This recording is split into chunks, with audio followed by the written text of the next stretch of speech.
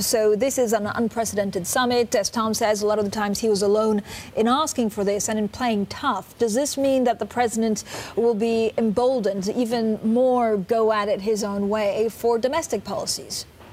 Well, President Trump, a senior administration official, saying that they feel that this is all happening because of the economic pressure that they've placed on North Korea by isolating them. They feel that it's that continued pressure that is going to continue to bring North Korea to the negotiating table. But they also are doing this with extreme skepticism.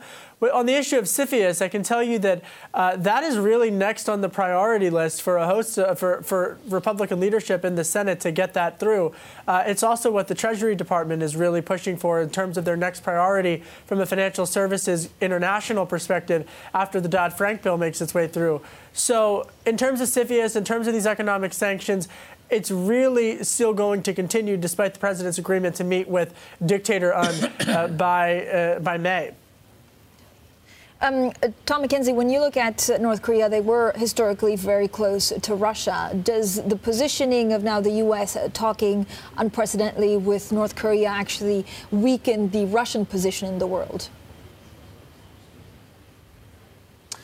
Yeah, that's an interesting question. Certainly, we had seen overtures from Russia in the last few years to try to tie or improve their ties with Pyongyang. And as we know, Putin and his colleagues are pretty adept at using leverage to cause instability geopolitically.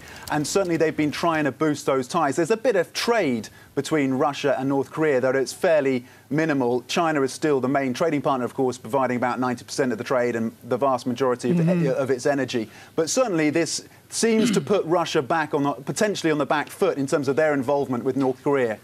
Kevin, let me go to you with a little bit of the reaction. No surprise from Max Boot in the Washington Post. He's been strident about a tone on American military. But Max Boot really nails it on the aloneness here. Now, in a head-snapping display of incoherence, the president has agreed to meet Mr. Kim, giving the worst human rights abuser on the planet what he most wants, international legitimacy.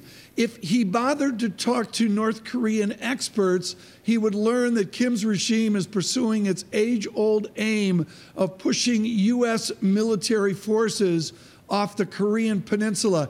Kevin Cirilli, how will the Secretary of Defense react to this announcement? What will he do with our military expansion in the North Pacific?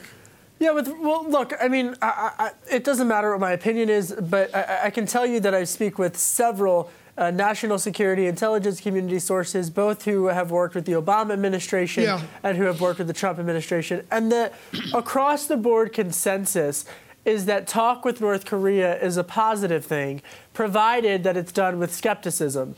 And I don't think anyone in the administration or in the previous administration would argue that they're trusting of this dictator, this brazen 30-something dictator. But the question becomes, will that communication lead to some type of sanctions or some type of framework that would allow them to denuclearize? And right now, the overwhelming consensus, at least from the administration standpoint, is that there's a commitment from talk to do that.